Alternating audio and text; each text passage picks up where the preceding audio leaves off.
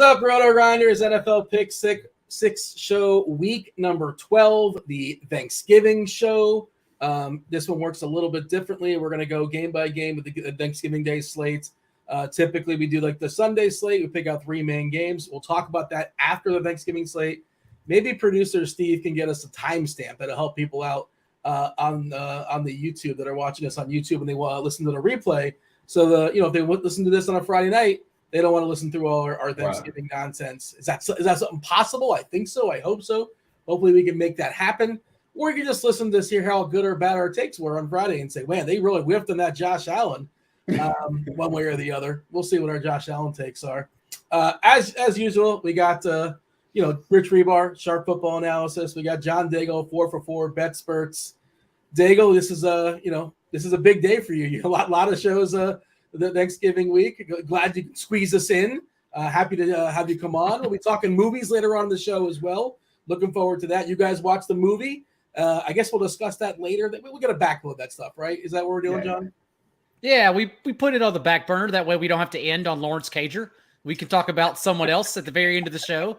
So we will be talking, just a quick few minutes review on the cooler. And then producer Steve, won our contest because I was a donkey and late swapped off Tony Pollard. And so Steve won our contest. And so he'll pick the next movie for everyone. That'll give everyone a week to watch. There you go. I'm looking forward to hearing what you guys think about the cooler. I recommend it.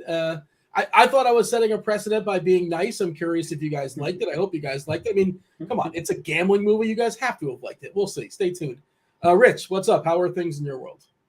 It's good. We're packing a lot into these 3 days of football, man. Today felt like a Friday, like with like NFL news. It felt like Friday news, like Darrell Henderson signing, like good quarterback changes. It felt weird, man. It still doesn't feel like a Wednesday night.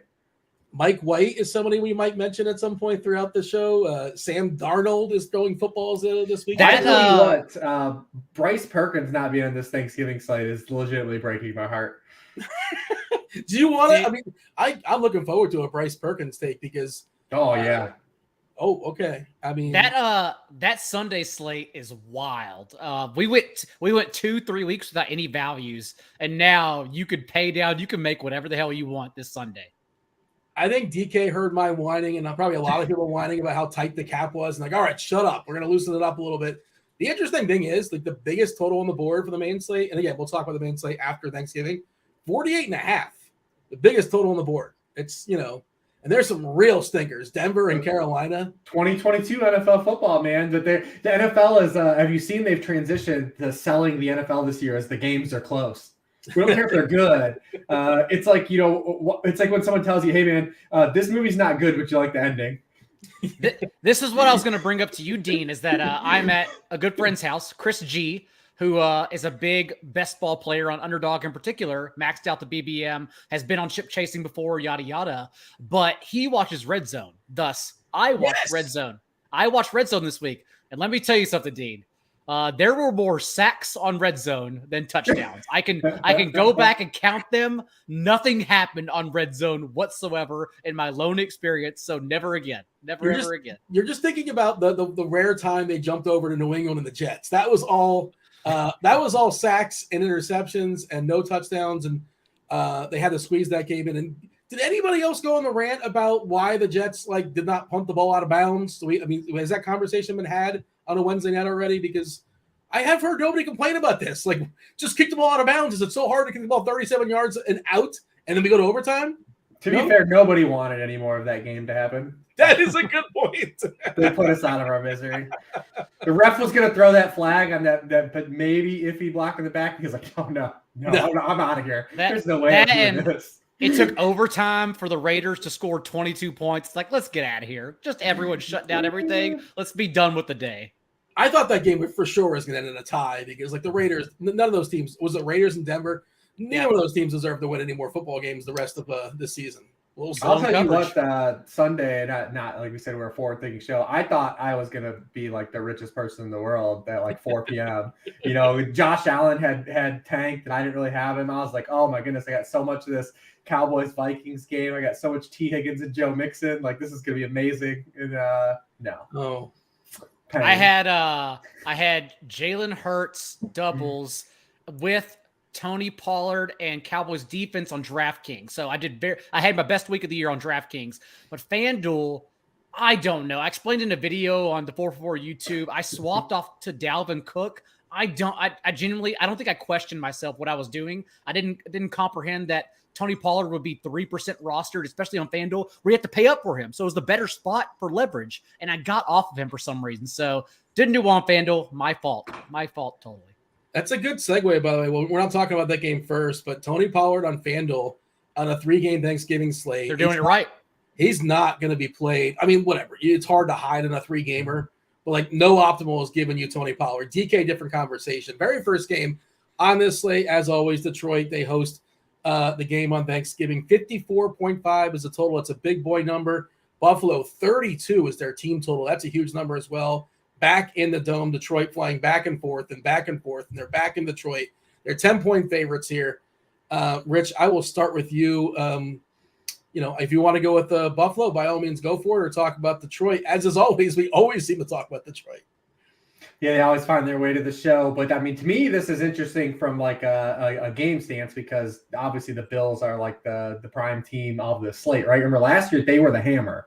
They played the late game against the Saints. Now they play the early game. So we're gonna get a huge card revealed right away. Whether what Josh Allen did in that game, if you do not play Josh Allen, or if you did play Josh Allen, if he dropped the 35-point hammer. Because you look at this quarterback slate, there aren't a lot of guys that can get to where Josh Allen's ceiling goes. And then you also know too, like all your leverage plays, right? Like, did you play, your one-offs? Did you play a Khalif Raymond? Did he score a touchdown? I doubt you played any Lions tight ends. But like DeAndre Swift, right? Like DeAndre Swift might be your wild card. Did he hit? Because typically, I want to play my low percentage guys early so I get that card turned over. Yeah. And so we're going to have a bunch of things. The chalk's going to be revealed because the most popular plays are going to be Diggs and Allen. And we're going to get those kind of turned over. And then some of the reveals of the leverage plays like Dawson Knox, DeAndre Swift, guys like James Cook, I think is going to get steamed a little bit and be popular just for the salary. But we're going to get those things revealed early on, because remember, you want to keep swapping all day on this slate. You want to swap after the first game, you want to swap after the second game, because you want to always be calibrating on the slate. I want to be done or swap. That's it. And Josh Allen allows me, being underweight on him, allows me to be done or swap. And so that's the way I lean, strictly for strategy purposes. I'm taking a nap, Dean, on Thursday, or we're staying up with alcohol and saying, okay, this slate is mine now. That's the way I'm handling it. Just elaborate on that for a second, Rich, because you don't really talk about this very often, but that's what's so different. 3 island games back to back to back. And like you talk about, if your wild card Swift hits and how you adjust accordingly. And it may seem obvious to us, but some people may not understand. Like if you have Swift, who's going to be under-owned to some degree, because he's just not playing a ton. If he somehow finds I just used him as a hypothetical. It's a good person to use, because he's probably not going to be heavily owned. And then you shouldn't have things too far off the reservation after that. Right. If he hits, now just have everybody come play catch up and catch your Swift, and you have the rest and you have chalk the rest of the way. Feel free to elaborate. Because you basically laid it out, because you're already unique, right? So you can play more popular plays because you've already gained on the field by playing an under-owned player that popped. So that's really all it is. And then inversely, if if DeAndre Swift busts, then I might need to take another swing at somewhere else. Like a Giants receiver or something. Right. I might be able to play like Isaiah Hodgins or someone else, and hopefully run into some stuff and get creative that way. But yeah, that's basically it. You want to kind of, if you have if your wild card guy is like Nelson Aguilar and you go into 8:30, needing that to happen, you're against the wall, right? He has to hit, or you can't adjust your lineup after that. So that's really kind of what it is. You don't want to play some of these one-off guys, and it's the most highest game total of the day is the first game. So you can take kind of some of your swings, like I said, on the Raymonds, a DJ Shark, or DeAndre's, a lot of the Lions outside of Amon-Ra St. Brown. And as Reeves mentioned earlier, he said Josh Allen was the hammer, and that's true, but Josh Allen onslaughts were the hammer because you could late swap. Zach Moss was healthy scratch, remember, for that night game. And so Matt Breida with Josh Allen as the receiving back was the play. I won a couple tournaments last year with that and Deshaun Jackson, as we talked about in the Thursday slate, because of waiting for that late swap. So that's the way I've kind of come into this game as well. Yeah, that's it. Devontae Parker's questionable here. We have a couple Giants players that are questionable. So it's almost just beneficial to suck it up and lose or late swap this thing to the very death. 32 team total on Buffalo, much like different than everybody else here, John. I thought about this one back and forth and how NFL players, they have their routine. The Bills had their routine completely thrown off last week where they were on the tarmac waiting to go to Detroit to play the neutral site game versus Cleveland. They decided to come back after that game for a couple days. Now they're going back to Detroit to actually play the Lions. Playing on Thursday's goofy. All these air miles is goofy. Josh Allen has this elbow, and he's made some questionable throws by his standards. Is that a small sample thing? Are we worried about that? I mean, of course, you're still going to play Josh Allen, but maybe it's bothering him to some degree. We're not privy to the medicals, but it's just interesting and noteworthy on a 3-gamer. And I feel like it's one of those things you don't know. I assume it's not ideal to be flying back and forth and back and forth and back and forth, but also Buffalo's in a dome and they're facing the Detroit Lions. So, you could probably wake these players up at 4 o'clock in the morning and say, all right, Josh, go get Diggs and we're playing against the Lions. Let's go. And they're good to go. That's like a 40-minute flight, right? Yeah, and I'm sure they have leg room. It's not like Southwest they're flying on. Frontier, they're not on the Spirit. But it's still a little bit. I don't. Maybe I'm making too much of it, and I'm just trying to think of a way. And again, I'm still going to play plenty of Bills, but yeah. What should we say? Because you're talking about it, John. It sounds like you don't want to play Allen. He's 40% projected own on Fanduel. This is out of 6 quarterbacks, obviously 42% projected own on DK. Going to be the most popular quarterback, no surprise. How are you handling Allen and just this game in general? Even on a short slate, I just can't suck up a 40% rostered quarterback. Not only the highest rostered quarterback, definitely in this slate, I think he's going to be the highest rostered player at quarterback. And no one can tell me he's not going to fail because we now have him outside the top 10 quarterbacks in 2 of his last 4 games. The other 2 games, of course, he did reach his ceiling, the top 3 quarterback. So just recently as last week, he was the QB 18 overall. So again, you can't tell me he's not going to fail. Of course, there's a position where he fails. The metrics, the matchup, of course, it sets up well. But then also we have this little thing we're watching out for where last week in the first half, he completed 56% of his passes. And then the Bills came out of halftime, were leading only 13-10, and they schemed 19 running back carries to 12 dropbacks across their last 2 quarters. Maybe that was because of Josh Allen's injury. Maybe that's because to take it out of his hand, since he has made a lot of poor decisions these last 3 games, 4 interceptions, 3 fumbles in that time as well, a couple overthrows in the first half against the Browns. So like you, I'm trying to paint the narrative, and generally just comes down to strategy for me. And I just don't want to play like we talked about last week, how I said we can't play 30% CeeDee Lamb. There's just no way. I don't think I can play 40% Josh Allen. There's just no way. I mean, I'm going to play some 40% Josh Allen. Rich, okay. Yeah, I don't know if I'm not going to be 100%, obviously. I hurt when I say it. If you can't tell, Dean, just no, I'm ready. It. I'm ready for the worst. I know. But you're right. If it somehow works in your favor, you're so far ahead. Are you? I mean, this ain't Devin Singletary from last year. Yeah. Especially because we talk about he's at a position with only 5 other players on the slate. So and we're gonna walk through this. And again, we led the show off by saying, listen, the NFL's been bad this year, and these other games could be bad. There's a lot of elements to where these other 2 games could end up being really bad. But yeah, I mean, there's maybe Dak can get with the ceiling. You need more of a floor performance. But the way, if you're going to play Josh Allen at 40%, is just get unique with it, right? If you're just going in and you're going to make a bunch of lineups with Josh Allen and just run it back with Stephon Diggs, that ain't going to work. There's going to be a lot of people doing that. So you're going to have to get more unique, whether you run doubles, who you bring it back with. You're just going to get more unique with your, your construction around Josh Allen. And look to go that. You're just not going to pop Josh Allen and optimal or just run back his most popular receiver.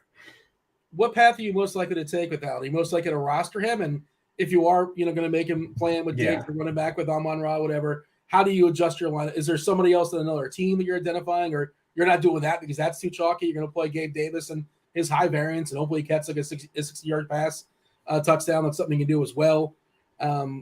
Have you settled on that, or you're still kind of figuring it out? No, I mean, count on you guys, but to walk me through. I'm going to make all my lineups tonight. I haven't made any yet. I did a show with Holka earlier, and we just did like kind of like the DraftKings angle, did DraftKings pricing, and it looks a lot looser than Fanduel this week. It looks a lot more easier to get creative over there than it necessarily is on Fanduel. So I'll need you guys to help me because like I said, I play more over on Fanduel. So I need you guys to help me get creative and make some Josh Allen lineups.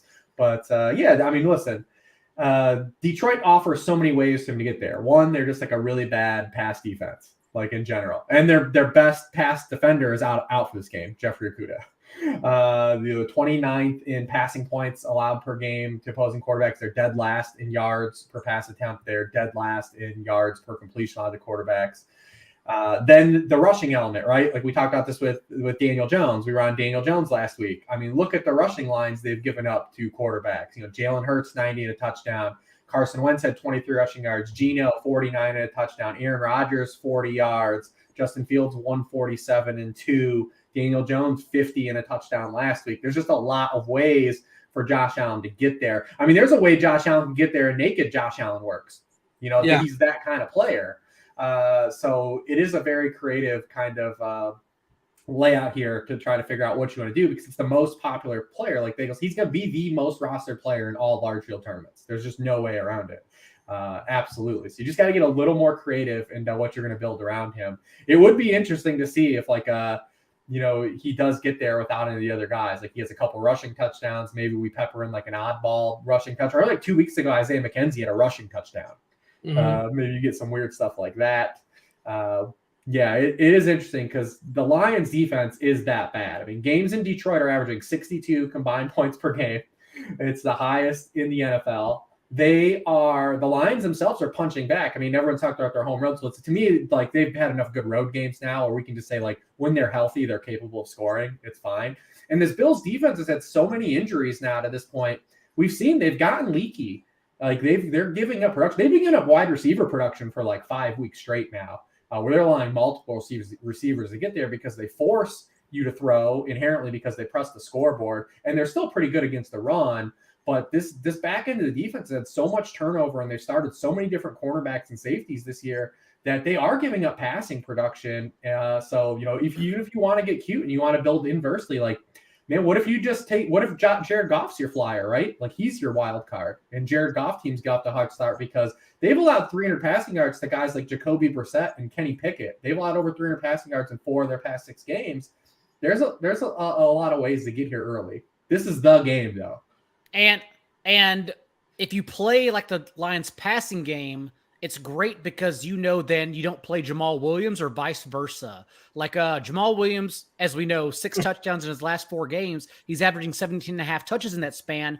But also Jamal Williams hasn't been targeted in 3 consecutive games. So you're never correlating Jamal Williams with Jared Goff or the team's passing game. So you can still stack the Bills and then say, okay, they score via Jamal Williams or score via the passing game, because they never intertwine like that.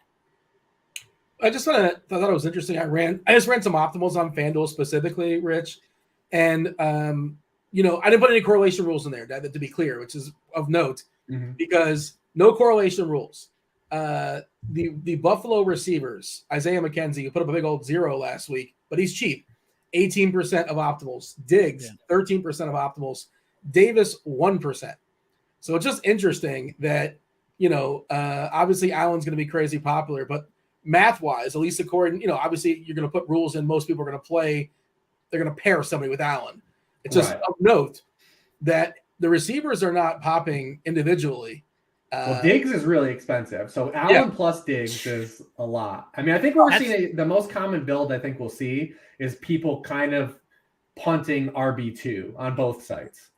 Because it's not a great running back slate. Like when you look at this like running back slate, we've got guys that are good, like Pollard's been hot. Dalvin Cook, we know, can get there. Saquon can get there, but they're expensive, and none of them have like ultra high like ceilings, unless you really believe Pollard's going to have 100 receiving yards again and the 2 longest receiving touchdowns for a running back of the season.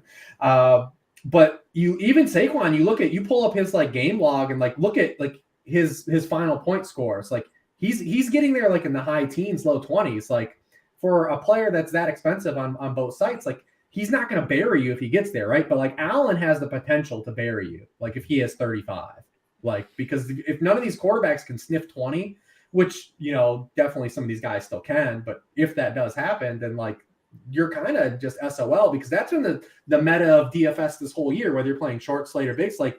These quarterbacks have been the difference makers, like in lineup construction. Like paying down a quarterback has not worked like this year really at all. Draftkings gave us a couple free weeks of Justin Fields there, but everyone played him. John, I'm curious, if you're not playing Allen, what pieces are you playing on Buffalo? Are you going to play Singletary? Who's going to be popular? To Rich's point, I think he's going to get a ton of ownership on Fanduel just because of salary reasons. 25% projected own. Okay, we have Stevenson as the highest guy for what it's worth on Fanduel at 42%, Barkley 35, Cook 28, Pollard 25, Singletary at 24. But John, I assume you're playing some pieces on this Buffalo offense, even if you're not necessarily attaching them to Josh Allen.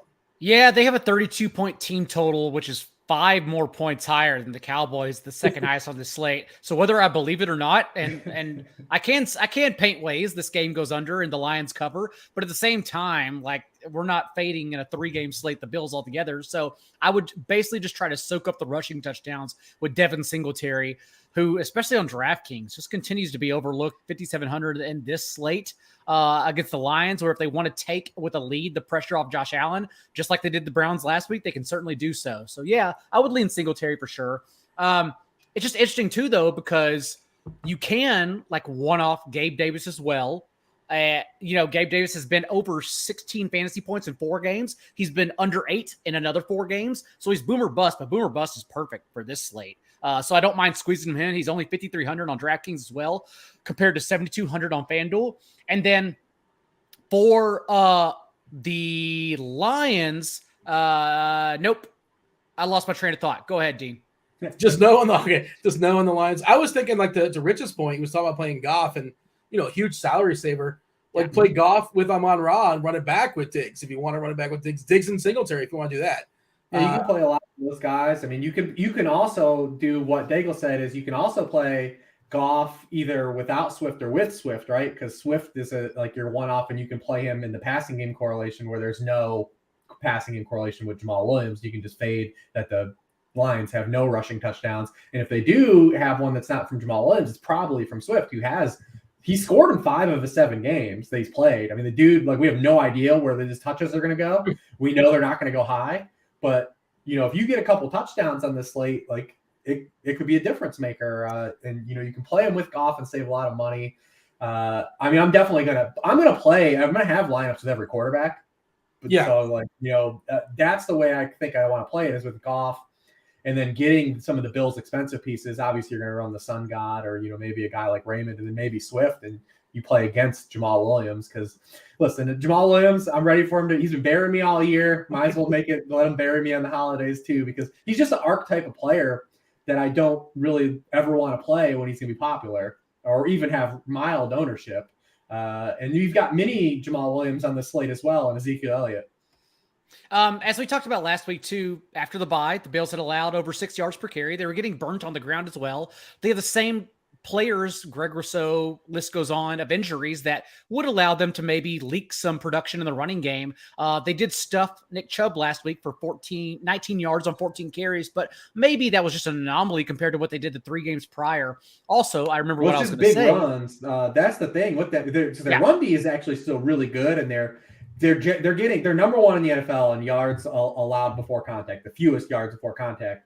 But they've had a few runs where they just don't tackle and guys get out for huge gains. And that didn't happen with Chubb last week. And you look at a guy like Jamal Williams, among 32 running backs with 100 carries, he's 26th in yards after contact.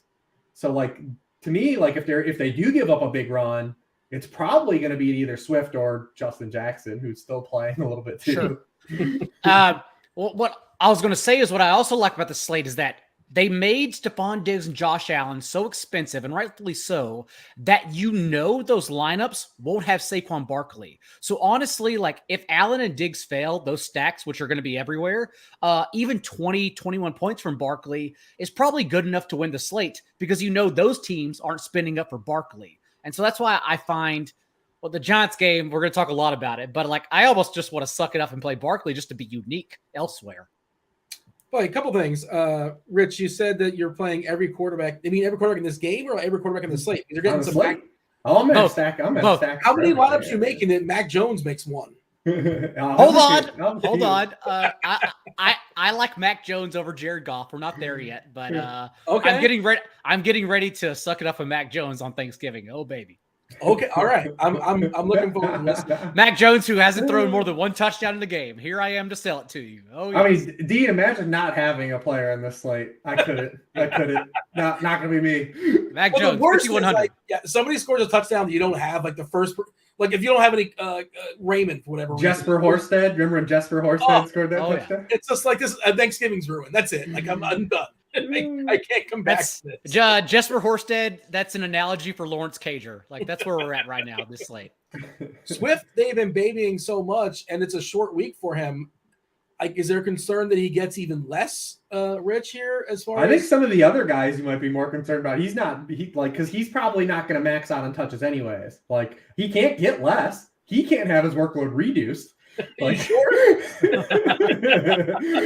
like there's nowhere for it to go, really. Like he just have to be inactive. But some other guys, like I think, like right away, like the one guy that pops to me, we're not at that game that like I could see getting a lot less carries than people think is Ramondre for sure. Like I could definitely see that be more of a rushing split this week on the short week, and he hasn't been running well anyways. Where we see more of a rushing split there too, but then there's still a way to play that because you have the receiving angle, but.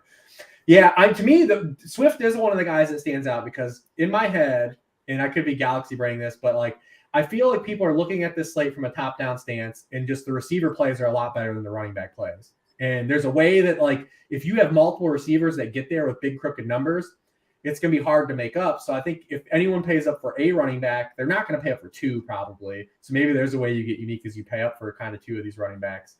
But a lot of people are going to be giving away that running back 2 spot. So I mean, I would much rather play DeAndre Swift than a guy like James Cook, right? Who's probably going to have a similar touch count as like a floor. Probably not going to catch any passes, like really any. Has to score a touchdown, like, and he might be as popular, right? Like in terms of ownership, because he's a little bit cheaper. Yeah. Cook will probably be a mop-up guy, I presume, if this game gets out of hands. You're talking maybe like a 5% difference in ownership between James Cook and DeAndre Swift? I mean, the price is obviously going to be different, but let me see. Those 11 touches definitely impact Cook's ownership for sure. He kind of got it at the perfect time for a short slate for us to like be off of it. Well, stack the Cooks. How about that for a narrative? Oh, there you go.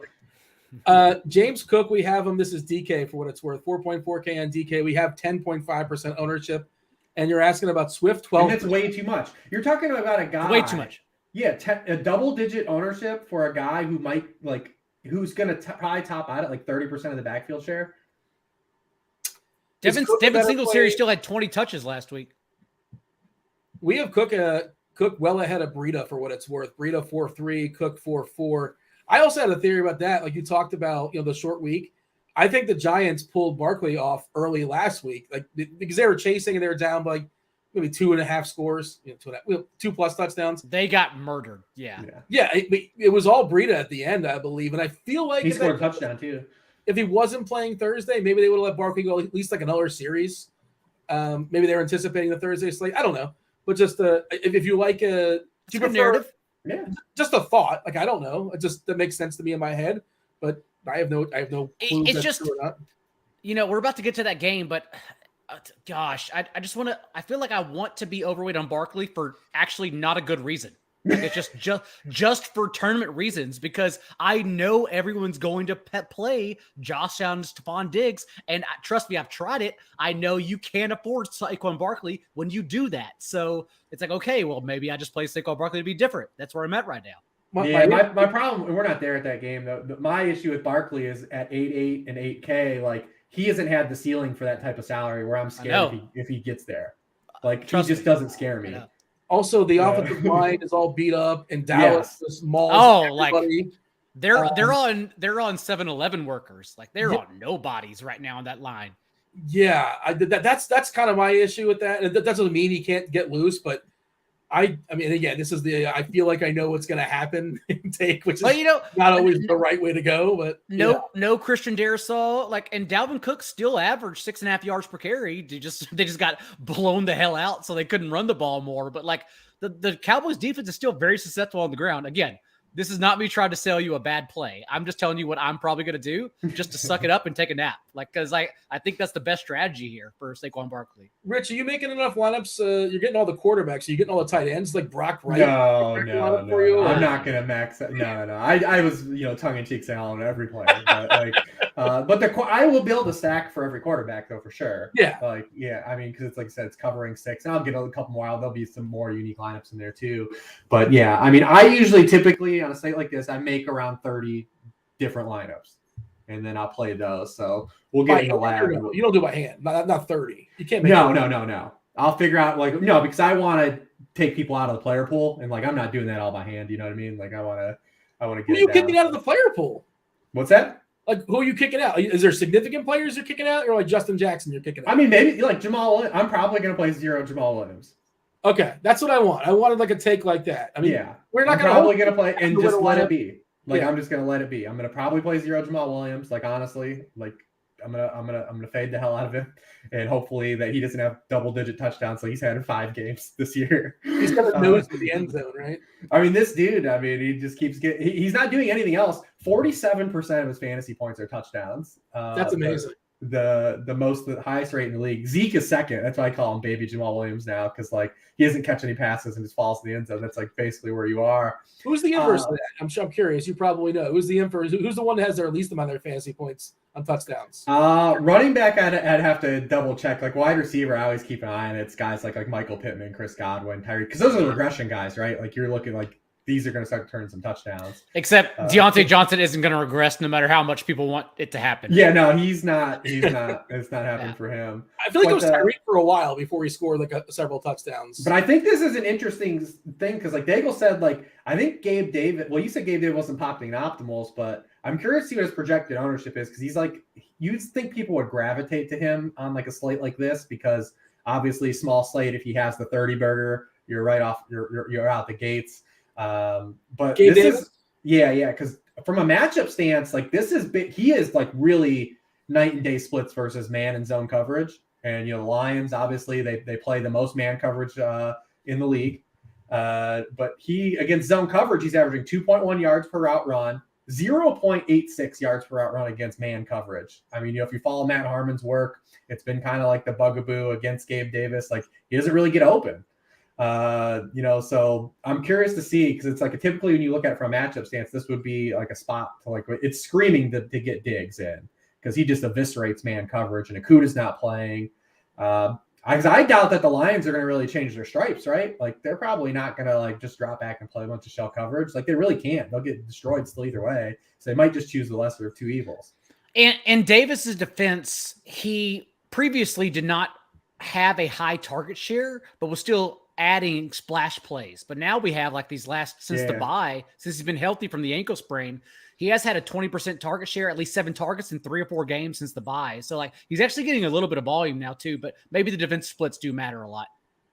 So he's going to be more popular, Gabe Davis, that is on DK. He's so cheap. Yeah, it's disgusting. It's probably a good fade on DK because we know the floor can be rough. 33% currently projected owned on DK.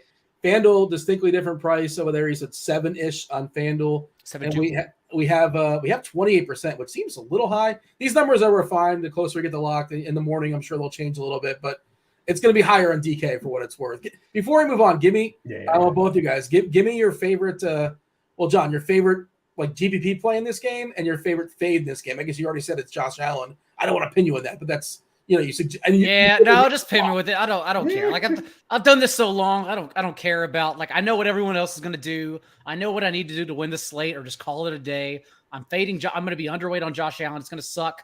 Please burn my mentions to the ground. I don't care. I'm going to be on my second plate of dressing by that time, but I will be watching closely because I'm ready to late swap. You can't do worse than David Johnson, so you're all right. David Johnson had 10 touches in the first quarter. Calm down. He was doing well. And I still remember that vividly. I'll go Devin Singletary over Josh Allen as my leverage. And gosh, am I even playing a Lions player? I don't even know if I'm playing a Lions player. Don't come to me this game. What? I'm not playing this game. Dressing? You said second plate of dressing, just straight. Is that a Texas thing? What is straight? Is dressing a food? Is that stuffing? That's stuffing. Yeah. Sorry. Dressing is stuffing? Yeah, I'm sorry. Yeah. You never heard that? I know something. I know dressing is like Thousand Island. No. My apologies. That's actually yes. It confuses people when I say that. Also, I still call. I don't have it near me, but I have the skull caps. I call toboggans, but toboggan is a sled in Canada. In the north, I believe they are called skull caps or knit hats. But in the south, they're called toboggans. So I wear a lot of toboggans as well. There you go. We teach you all sorts of things on this show. This is why educational show for children. Rich, do you have your favorite tournament play? Maybe your favorite fade in this game? I guess you kind of already said Jamal Williams would be your favorite fade in this game. Yeah, I don't mind. I mean, I'm trying to talk myself at least into the Lions side getting there because I like the idea of playing the Lions pass catchers and with like Diggs. If I can do like Goff, Swift, Amon-Ra, bring it back with Diggs. You can even bring it back like with Davis if you want, or maybe both. You just play all three receivers in this game, and you're still in a good spot because if just Goff can get 60% of what Allen gets, like which is definitely still not in the probable range of outcomes, but if you do this week, you're all right, man. You're all right. We're about the 35, 40 minutes in, one game down. That's what we do.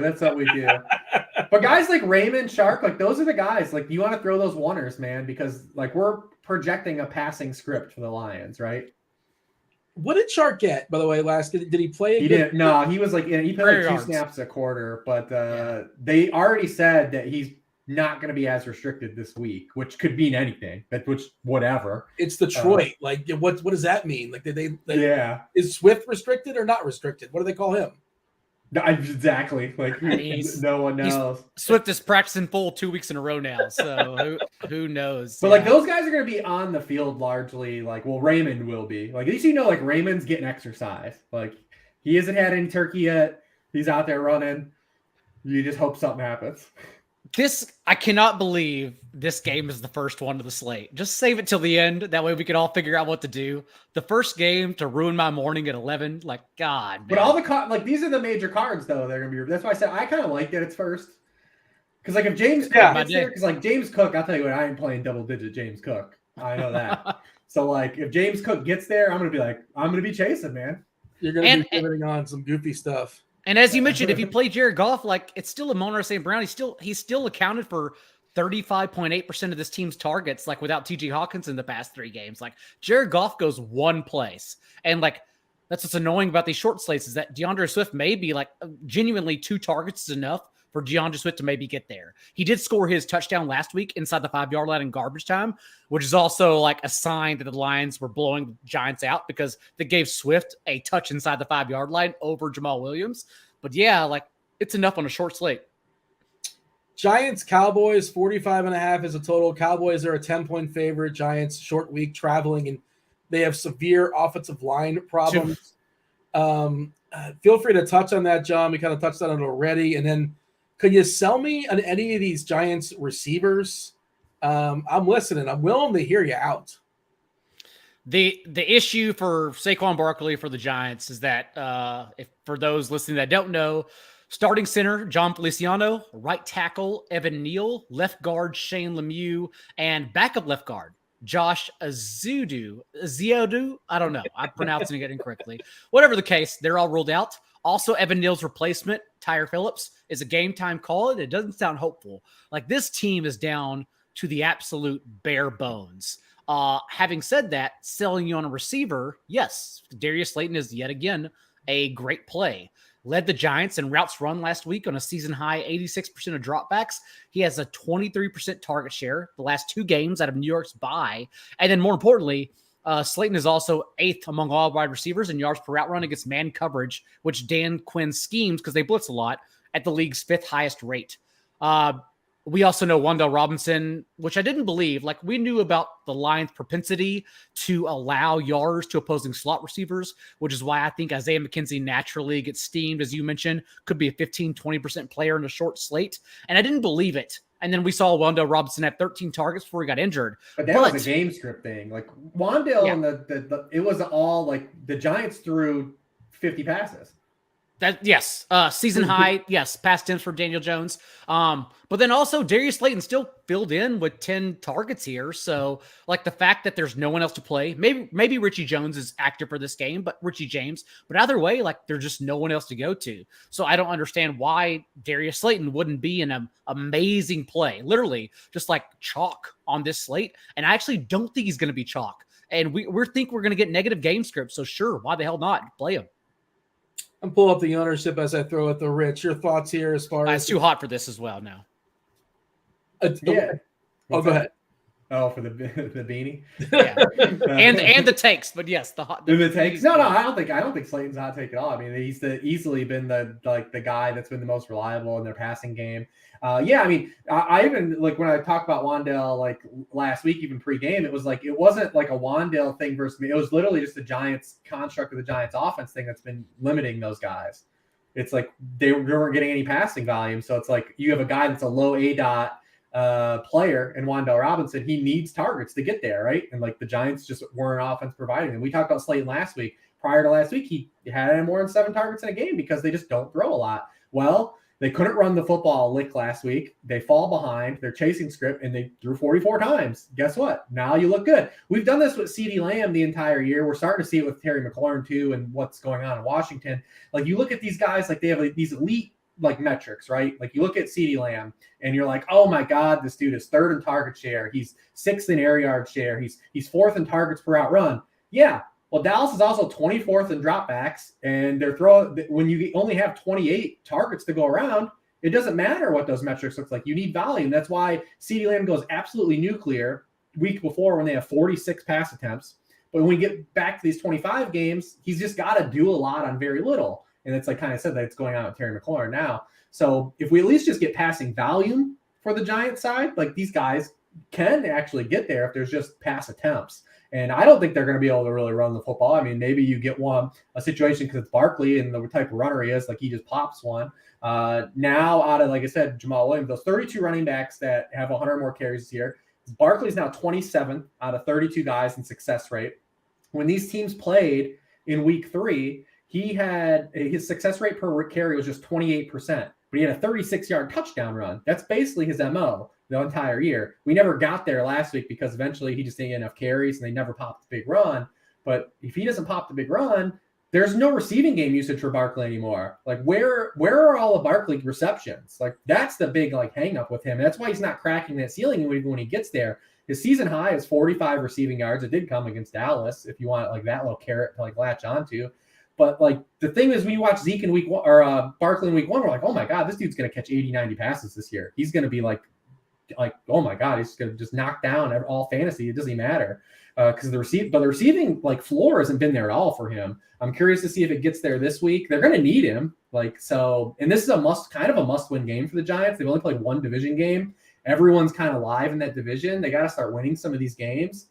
They got to use Barkley in the passing game eventually, right? Like, or just no. And we didn't even mention Adoree Jackson, Fabian Moreau, 2 starting corners out for the Giants as well. Like it's a disaster, man. And plus, like Wink Martindale, like we touched on it last week. Wink Martindale still blitzes. This man has never seen a snap. He's not going to blitz on 48% of defensive snaps. The next closest team in the league is at 42%. And CeeDee Lamb leads the league in catches and targets and catches against the blitz.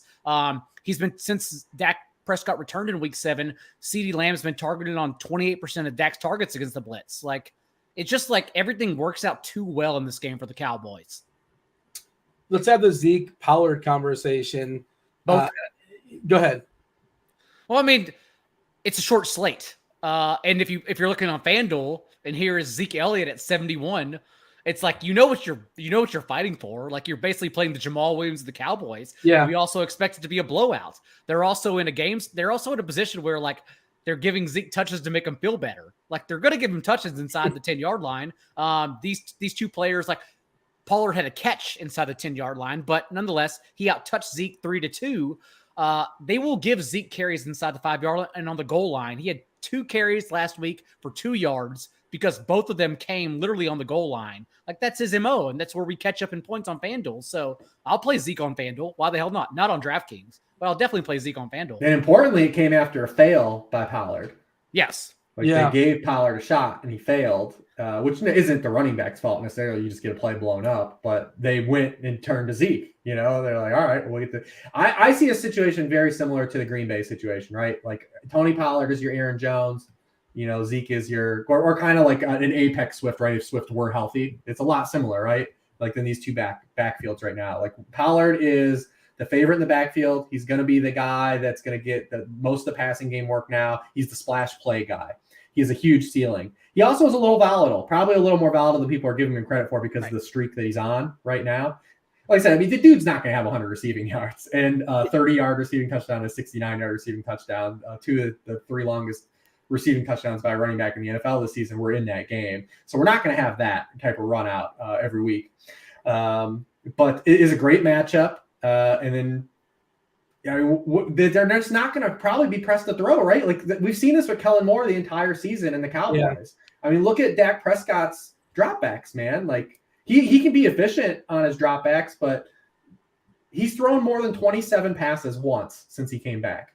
Like, do you think the Giants are a team like they're going to throw it 40 times? Like, are they going to be in a position? Like, we'll play for that. Like, I'm going to have lineups that play for that scenario. Like, I'm definitely going to have Dak lineups, but like, do I believe that that's the most probable outcome?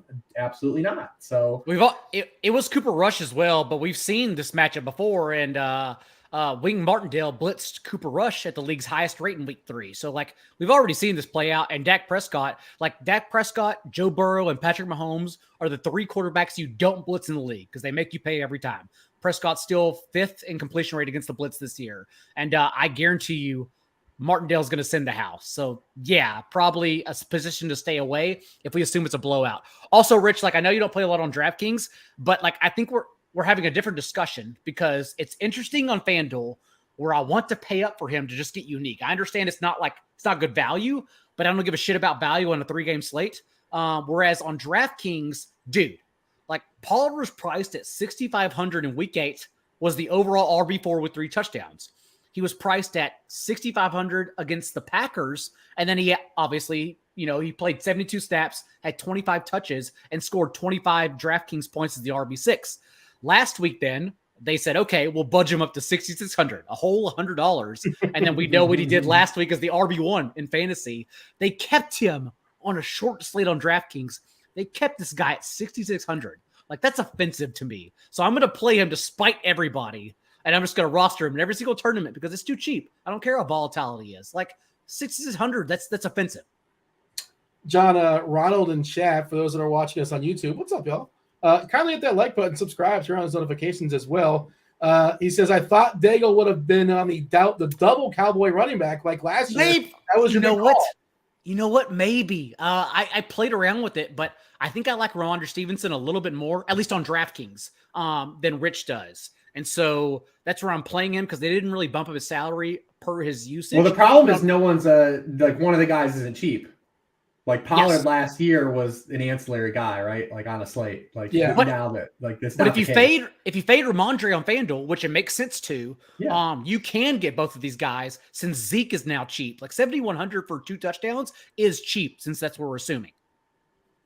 Pollard on FanDuel, current projection 25% owned, Zeke 13% owned.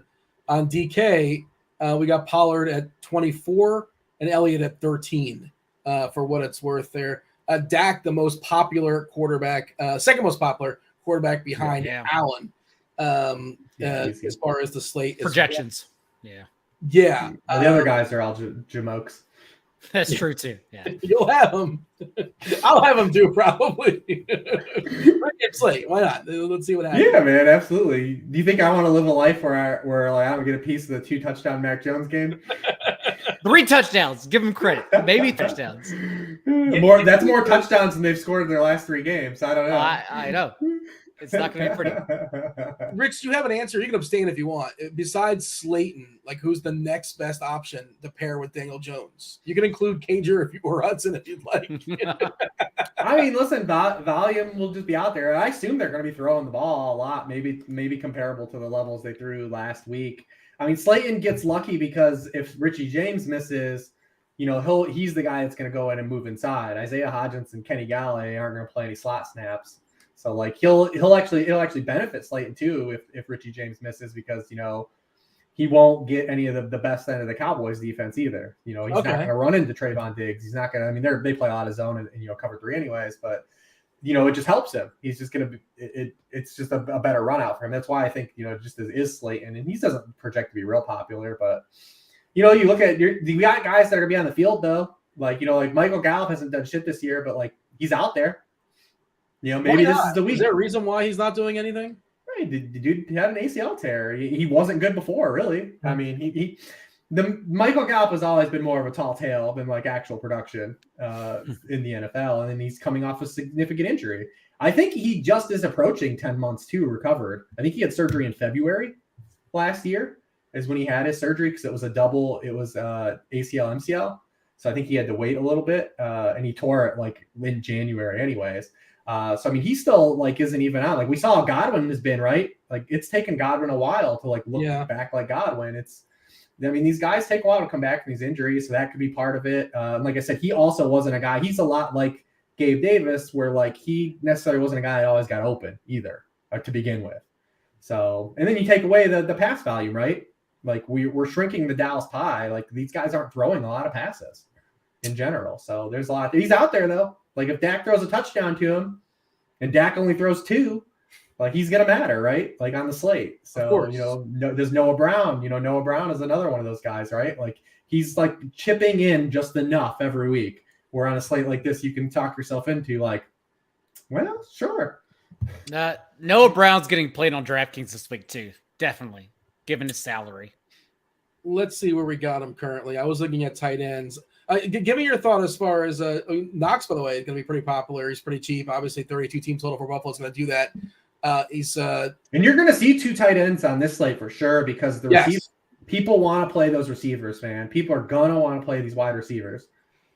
Knox, Hawkinson, and Schultz will be the 3 most popular, and then you can kind of throw a dart at Henry or Hudson or Jonnu, and you don't feel good about those, obviously. And Cager isn't a tight end on Fanduel. Correct. Oh, he's 2,700 tight end, very cheap on DraftKings, and what we expect to be negative game script. But he's a under 5K wide receiver on FanDuel, which he's not playable on FanDuel. 3.5 Noah Brown projected for 7% on DK for what it's worth. Gallup at 10. If you 10% Gallup, see, like that shouldn't be a lot because Gallup's playing basically every snap. It just hasn't happened. Like to me, that should be wider for Gallup, and that not that I'm excited to play Gallup, but I'm just saying in context that like him and Noah Brown shouldn't be that projected closely. Better play than Thielen. Thielen's 4.9. You prefer Gallup? No, absolutely Thielen. Okay. Yeah, Thielen's grabbing a little Thielen's like 5th in the NFL in route participation, which whatever, it's a participation trophy, but like he's getting a lot more exercise. I feel like he's just like an afterthought at this point. Just kind of he's not. He's old and not very good anymore. And TJ Hawkinson now stealing where he got his targets. Like someone else to soak up those intermediate targets. What about Schultz? It's an official Schultz take here, John.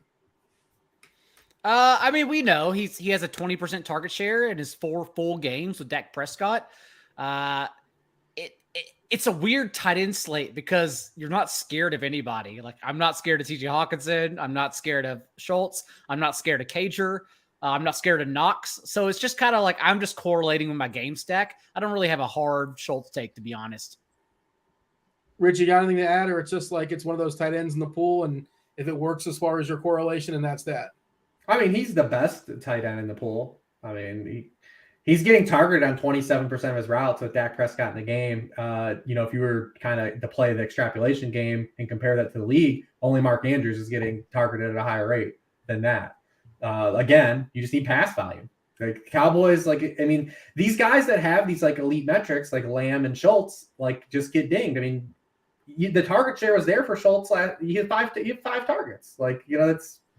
That's a quarter, a fifth of the targets, 20% of targets they had last week. You got him better than Hawkinson? It's close. I feel like it's kind of like a coin toss. I think he's better in terms of like what he offers the ceiling. Hawkinson, like we like the target value, especially on a site like DraftKings and where he's priced, but like Hawkinson is doing his Hawkinson thing since he joined the Vikings. Like the dude's getting 5 yards per target, 9 yards per catch.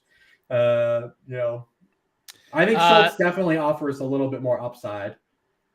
Belichick has also seen Hawkinson once this year, held him to 6 yards receiving. So, like, we have that little narrative to play around with as well. Shall we move on to that game? Is there any final thoughts? Your favorite tournament play, John, in the Giants-Cowboys game?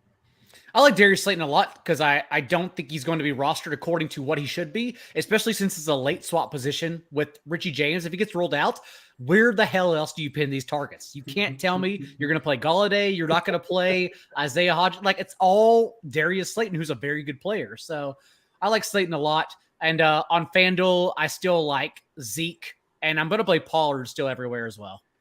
Rich? Yeah, no, I mean, I think looking at projected ownership for Slayton, it just feels like way off. And I think it just maybe is a byproduct of just like, hey, man, people are going to do whatever they can to get at least 2 of these big wide receivers in their lineup, maybe 3 if you can.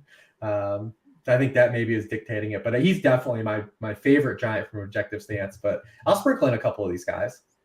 The least interesting game on the slate, most likely 42.5 is the total here. New England. I will say though, I think one of the biggest leverage points in the Cowboys game is Cowboys defense. They should by bar none be the highest owned defense. They're not going to be because you don't think they're going to be. I figured they'd be more rostered than the Patriots. There's no way they are. I'm looking at everything right now, and you're talking about one. People love to pay down at defense, and the 2 cheapest ones are at night. Outside the Lions. So Patriots, Vikings are by far going to be owned way more than the Cowboys. We have it currently. Vikings 25%, New England 21%, Buffalo 19%, Dallas 15%. 100%. Yeah. Wow. Okay. I thought Patriots are going to be more rostered than Cowboys. I need to change things up then. Okay. Yeah. And I would say if you want the one way to get unique in the Cowboys game and not be as chalky with the guy, like just jam Cowboys defense in way higher than projected ownership. Got it. Because people are going to want to play the cheap defenses and people love to have their defense late, So, I mean. That was DK, by the way. I ran off for what it's worth. Dallas getting 20% on FanDuel. At the full 5K. I don't think they go higher than 5K on FanDuel as far as defense. But that's a way because people aren't going to like you're talking about. You want to get Justin Jefferson, right? You might need that $1,000. You want to get Amon-Ra St. Brown. You want to get Stephon Diggs. Gabe Davis is more expensive on FanDuel. Like they're not going to. There's no way they're going to be as rostered as like the Vikings and Bills. New England, Minnesota 42.5 here. Minnesota 2-point favorite versus New England. Rich, you mentioned him, Justin Jefferson. Of course, you want Justin Jefferson. How much you willing to hurt the rest of your lineup to pay off Justin Jefferson? Is he a priority for you? I mean, I think Diggs is just a way better objective play than Justin Jefferson because of just the top-down situation that the Vikings are in. So the Vikings, I think, are the most interesting team on the slate because they're either going to be a disaster or be really good. Like, there's like no in between probably what we're going to get with the Vikings. A lot of people talk about the primetime Cousins narrative in play. Yep. We're going to have the Cousins versus pressure narrative in play because the Patriots are third in pressure rate. But I don't think there's a team in the NFL that's played a worse quarterback schedule than the Patriots or a worse offensive schedule. I mean, they have faced Zach Wilson twice, Sam Ehlinger, Mitchell Trubisky, Jared Goff, Jacoby Brissett, Aaron Rodgers, and then they face Lamar Jackson, Justin Fields in week 1, Tua, and Jackson and Fields aren't necessarily like passing prowess fantasy guys. Like they have not faced any good passing games outside of the Dolphins, and that was all the way back in week 1. Like, so anything with the Patriots could still be taken with a grain of salt to this point. Like, what if their defense just isn't as good as it, like the numbers kind of show to this point, and it kind of maybe gets exposed here a little bit. Now, we've known for a while, though, the Vikings are nowhere near as good as they had been to this point, and a lot of people caught that. Kirk Cousins is having the worst year of his career, and it's been going on for a few weeks. One of the like more funny tricks of the season, like I brought up, is that Cousins has been playing so bad, and the Vikings have been so good. Where inversely, he was playing really excellent, and they were mediocre, and he was getting buried for it. Career lows across the board, though. Touchdown rate, yards per pass attempt, completion rate, like all of those are his lowest rates as a starter. But to me, they're the most interesting team on the slate because not only the late night hammer, but like if by chance like this Patriots defense just necessarily isn't as good as people believe, like there could maybe you have like because the Vikings drop like 30 points at night. You got guys that can put up big numbers in that game. Yeah, I mean Jefferson and Cook, the two clear and obvious ones. John, if you're going to start with one of those two skill position players in Minnesota, which is it? Is it Cook or is it Jefferson? I think this would be more a position where we go back to Jefferson. Now, it's not shocking to see that with TJ Hawkinson in the lineup, Jefferson has averaged a 15 ADOT. Like a lot of receivers can't get by with just 5 targets, but now that we're moving Jefferson further down the field, he can't get by with 5 targets either. So we need more than that. And under pressure, which is what we're worried about here, as Rich mentioned, Patriots delivering and creating the 3rd highest rate of pressure. Kirk Cousins is 34th in the league in completion rate under pressure, disastrous. And more important, in the last 3 games with TJ Hawkinson on the field, these targets have not been going to Jefferson under pressure. They've now been going 13 targets in particular the past 3 games to Jefferson, 10 targets to Hawkinson under pressure. So he's spreading the ball out more as well since Hawkinson is closer to the line of scrimmage. But at the same time, we still have Jefferson being a higher ceiling player here, someone we are scared of if everything pops off. So absolutely in a short slate, again, we've talked about this earlier. We're not scared of Hawkinson's targets. I'm scared of Jefferson in a ceiling game. Yeah, that's the one I'm more afraid of not having for sure. The only counter to that would be is I think the running back pool might be a little bit weaker than the receiving pool. Mm-hmm. So maybe like competition-wise, the guys he's competing against, Cook has a better chance to rise above as opposed to Jefferson. But, I get all that, what you just said there. Rich, talk about your... like I said, I reeled off their like quarterback schedule that they faced so far. Like, look at the wide receiver ones the Patriots have faced, so far this year. I mean, the only dude even in Jefferson's weight class is Tyreek Hill, and he had 8 catches for 94 yards. If you want to count Waddle, Waddle had a good game too. But, their wide receiver ones that they faced, Deontay Johnson, Rashad Bateman, Alan Lazard, basically Josh Reynolds because it was a half game for Amon-Ra St. Brown, Amari Cooper, who had a touchdown against them, Darnell Mooney, Garrett Wilson twice, and Michael Pittman. Like they haven't faced guys like in this. The one guy was Tyreek Hill, and he had a good game against them. So, like I said, there's a lot when you look at the Patriots because we're 12 weeks in now. We're looking at a lot of season-long stuff, but like still under the hood, Patriots haven't played anybody, not offensively, like really anybody good. This is why, I listen to betting shows and they'll cite the Patriots defense EPA, and I'm like, doesn't matter. They've literally played no quarterback whatsoever. Do not care about EPA right now. And this happened to them last year. Remember the Patriots got hot in the middle of last year, and people were like, "Oh, they're like a threat to win the AFC and do all that stuff." And they played like all these just terrible quarterbacks in a row, and then they got in the playoffs and faced Josh Allen and got 40 put up. Greatest moment of my life is still being in a bar in Stamford, Connecticut, and tweeting about the Patriots game on Thursday Night Football in Week 10, and people saying they should be a first-round pick, the Patriots defense, 2 years ago, because they played the easiest schedule of quarterbacks to that point. I think the Patriots defense at that point was averaging 17.5 fantasy points per game. Like they were demolishing everyone because they basically played Zach Wilson, rookie Josh Allen, or Jared Goff every single week. Now there still is a chance like they could be good, and I'm not giving them enough credit. I just said they really just haven't. I'm just looking at based on I haven't seen them be challenged, and also can the Vikings are they capable of exploiting a good defense really? Well, I'll give you one better. Are the Patriots are capable of exploiting a good spot? Because I already said earlier in the show. Well, guess what, Rich? I'm going to try to sell you on Mac Jones anyways because I'm definitely playing on him. What are you talking about? Yeah. Well, he's played everyone. That doesn't count. He's not in on him. He's done on everyone. Sell me. He's not doing anything. I'm not in on it. All right. Well, Mac Jones, 5,100 on DraftKings, or more importantly, 6,500 on Fanduel, where we need touchdowns anyways to catch up to Josh Allen and everyone else. And Mac Jones has been good in the red zone. He's completed 71.5% of his passes inside the 20 this year.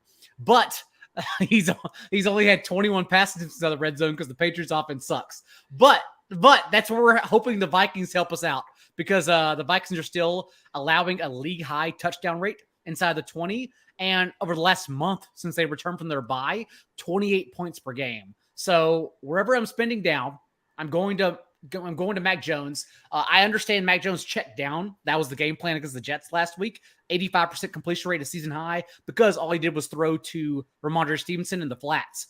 But on the year, he's still 8th in percentage of his throws, 20-plus yards downfield. And the Vikings are allowing the third highest rate of explosive passes, 15 yards downfield this year. So I think we could get a ceiling game for Mac Jones. Yes, I know he hasn't thrown more than one touchdown pass in any game this year.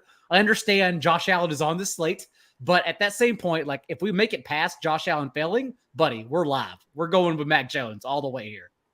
Favorite receiver to pair with Mac Jones, feel free to include the tight ends, is who, John? Okay, so I'm waiting out Rich already knows what's coming. That's why he's laughing. I'm waiting out the Devontae Parker injury swap because he's questionable. And we saw Nelson Aguilar run the second most routes for this team last week. And that's important because the boundary receiver is where we're attacking the Vikings. Minnesota's practically bottom 4 in every metric: completion rate, yards per target, yards per game, yards per snap, against receivers from the outside. And so, Devontae Parker played behind Nelson Aguilar out of the bye last week. And so that's probably the rotation. But Parker still, yards per route run, leads the Patriots against zone coverage, also leads the Patriots in percentage of targets seen against zone coverage, which the Vikings run the second highest rate of. So if Parker's out, I'll go Nelson Aguilar. Otherwise, I may suck it up and play a cheap Parker. How about your thoughts there, Rich? Similar thoughts? I guess you guys had this conversation already. Yeah, I mean, I just know how he thinks. There's a reason Ramondre Stevenson has over 20% of team targets the past 4 weeks, and it doesn't really have to do anything with like how great as a receiver he is. It has to do with a lot of like what the Patriots have on offense right now, outside of Jacoby Myers. Like, there's these other receivers are just bums, man. They're just Nelson Aguilar, Kendrick Bourne, Tyquan Thornton, Devontae Parker.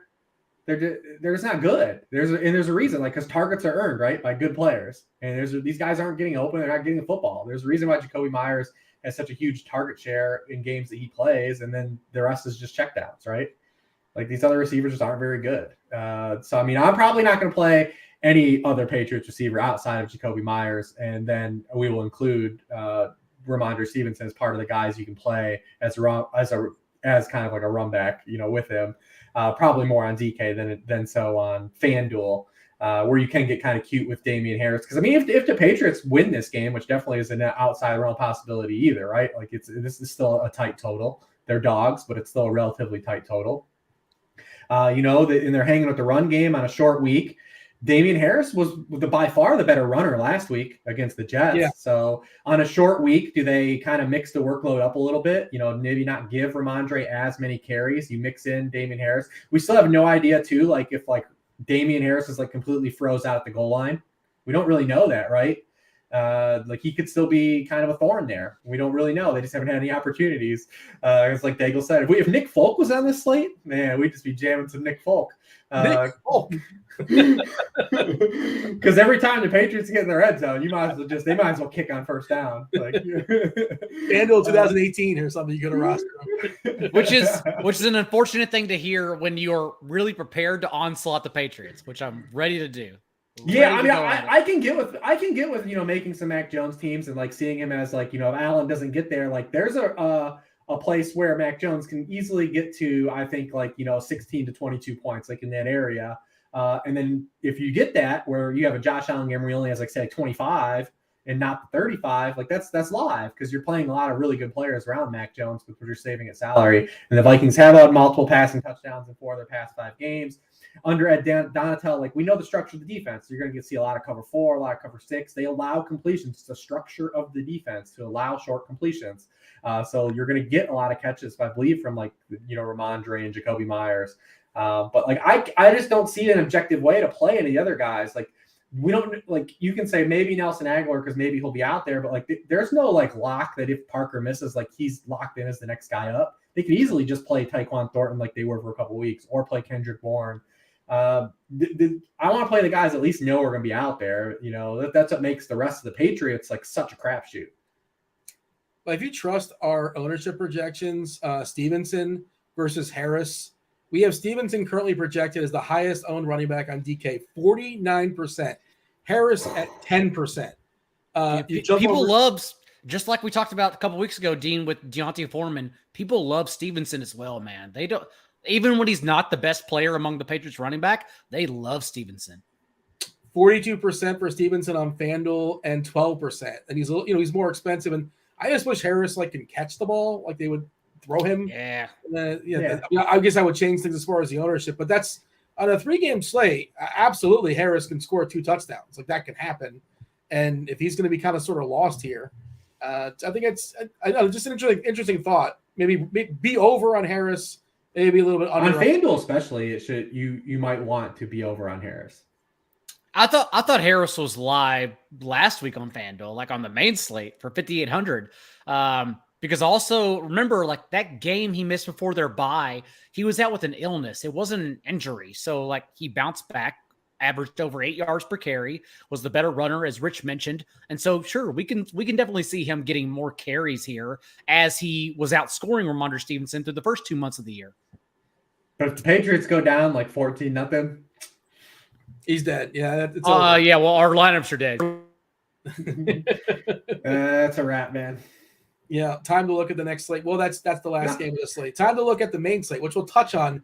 Man, that was a really, really thorough breakdown as far as a 3-game Thanksgiving slate. Hope y'all enjoyed that out there. Hope you guys won some money on Thanksgiving. Give me a final thought, Rich, as far as the slate. Maybe something that maybe your favorite play, your favorite stack, something you want to reiterate. You probably already mentioned it already, but drive the point home. No, I mean, I think it's fun. It's a fun way to play. Just be active is all I can say. Be active with your lineups. Like follow the slate as it moves along. Don't just make a bunch of lineups and watch the games. Calibrate as you go with your lineups. Ignore your family is what I heard. Is that what? Yeah, I mean, maybe. John, you have a final thought? Be prepared to lose. That's all. I am so prepared to fade Josh Allen and just call it a day. I'm so prepared. You have the whiskey ready at like 12:30 when Josh Allen fires off first play touchdown. We can't play a 40% quarterback. We're done. I'm telling you, it's okay to play Josh Allen. Okay. We are fighting on this show. People are looking at their parents and they're confused right now. All right, we're going to touch on the main slate in a second. Before we do so, we want to mention Thrive. Appreciate them for sponsoring the show. Join in on the fantasy prop action this NFL season with Thrive Fantasy. Easy to play, no salary cap style contest, revolves around over-under style player props. Each prop has a fantasy score associated with the prop. The riskier the prop, the higher the fantasy score. Rack up the most points for your share of the prize pool. We have, of course, we wouldn't mention this if we don't have a nice, sweet deposit bonus for y'all. Grinders, Grinders. Use that deposit bonus promo code when you sign up for a bonus up to $250 as well as free tickets. The free tickets, as far as how they work, I got that written down over here. Yeah, 2 free $20 contest tickets if you deposit between $100 and $499. If you're depositing $499, you might as well deposit $500 because you get 6 free $20 contest tickets with a $500 deposit bonus. Again, promo code Grinders, Grinders. They're running contests specific just to Thanksgiving. So I figured we mess with those props. You got to pick 10 of these 20. Got to pull them up. Producer Steve will put them on the screen for you guys. Anything pop for you, Rich, as far as something you want to be distinctly over, distinctly under? And feel free to be ambitious. We want to get as many points as possible. Let's see. What are we looking at here? I mean, Diggs receiving yards at even. I'll take the over on that for the reasons we talked about. Great versus man coverage. No Jeffrey Okudah. Kind of a squeaky wheel game for him. He complained about targets the week before. I had a season low target share. So there's that. What else we got? What about? I mean, listen, Slayton just for a touchdown. It could be any time in the game. Could be when they're down 30. 130 points. Yeah. 130 wow. points. Yeah, we take a shot at that. What else do we got on the board here? Feel free, Daigle, to jump in here. I am looking. Oh gosh, they're not even giving me credit for the Mac Jones over 2 touchdowns. They're making me actually lose points for it. So no, It's plus interceptions too. Plus interceptions. Yeah, that smash it now. He's going to throw a couple of picks. You're good. but it's still 30 points less. Yeah, That's a lot. We're trying to win here. Why don't we go over on Justin Jefferson? Why not? Like that's only a 10-point difference. We'll bet on the ceiling game here for, as we mentioned, the schedule. I don't mind that. All right. Again, use the promo code Grinders, up to $250 deposit bonus at Thrive Fantasy. We can only go so long, so let's just try to be as brief as possible. Yeah, 52 and a half rushing yards over Devin Singletary as well. That's a pretty good bet. I'll bet that. I've not really dug in I've broken down all the games, obviously, but I've not really delved into pricing and stuff for the main slate because like I said, I'm still trying to get all my lineups ready for tomorrow. Same. It's been a tight week. There's been a lot happening this week. It's been a very, very busy week. Very busy week. We mentioned at the top, we kind of touched on it. The highest total on the main slate, 11-game main slate, is the game in Arizona. Kyler Murray expected to play, or at least on track to play for what it's worth, with Herbert on the other side. Chargers at Arizona, 48.5. The lowest one, Denver at Charlotte's 36.5. We got Chicago versus the Jets. The Jets getting White as their quarterback out of nowhere. I assume. We don't know as far as what's his name, the quarterback for the. Yeah, we don't know if I assume he's going to go at this point, but I'm not really sure why they should push him. But I guess if he plays, I assume he's fine. You want to just get overarching thoughts, or maybe your favorite. And John, again, we're focusing mostly on Thanksgiving, and tune in later, for the sharp football analysis, 4 for 4, the RotoGrinders. We'll get more refined thoughts. We do about to touch on the main slate because that's what we typically do. But John, feel free to fire off some of your favorite quarterbacks on a first look. My first look was to pay up for quarterback, but then we got, but then we still got, a Rams rushing quarterback out of nowhere. But at the same time, just look through Patrick Mahomes' box scores. What else do you want to know? 15.5-point favorites at Arrowhead, and Mahomes now has 300 yards and/or 3 touchdowns in 7 consecutive games. The one area where I started going off the board, because I can't do Tua against the Texans. I have zero faith the Texans push back at all. Also, Jeff Wilson's going to be chalk, and I genuinely don't feel comfortable going with Tua double stacks as leverage against Jeff Wilson, especially if Raheem Mostert misses that game, DNP on Wednesday. So early on, it's tough, I understand, because Lamar Jackson scored 21, 42, and 40 DraftKings points in his first 3 starts and hasn't scored more than 18 in his last 7. But this Jaguars defense also the last month has gotten worse. They're last in that span and defensive DVOA at Football Outsiders. So Lamar Jackson's really the only other quarterback I came across in stacks with DeMarcus Robinson and Mark Andrews. Otherwise, I got nothing. Rich, help me pay down at quarterback. No, definitely you could. So what's been different this week on the main slate compared to previous weeks from the top-down stances? We don't have we haven't had a lot of the cheap running backs the past couple weeks, right? Well, this week is loaded with guys that are running backs. And that's the difference. The slate allows you to just play Mahomes. In cash. I don't say you just don't play Mahomes, especially because we've got Rashad White on the board, we've got Samaje Perine on the board, we've got Jeff Wilson on the board. There's just a lot of cheaper running backs that you can play this week where we haven't had that in weeks past, and it allows you to kind of fit some guys in. I can say top down, I'm looking at Seahawks Raiders at it being a game I'm definitely excited for, to kind of circle in and hone in on some guys there to paying up. That game could definitely, I believe, pop from just looking at that. But I haven't really dove in at that point. Some individual players. I don't know if people will get cute and play Latavius Murray, but he's another cheap running back that just is going to be out there. Last man standing, right? Well, I guess. Yeah. Well, we seen last week people were are excited to go play Kenyon Drake. So I could guess. Let's not rule out Latavius Murray is going to be popular. Could be popular as well. So that's how the field has changed, by the way, over the years, because there's no way Kenyon Drake would have been whatever he was, 30, 35%. He was really high. The higher dollar you went, Drake was even more well-owned because people thought they're being sharp. And I confess. Well, it wasn't even just being sharp. It was, like I said, the context of the slate. There were no real salary-saving running backs. There haven't been for a couple of weeks. So people are like, oh my goodness, we can get Kenyon Drake in here. He now I can get another big piece, right?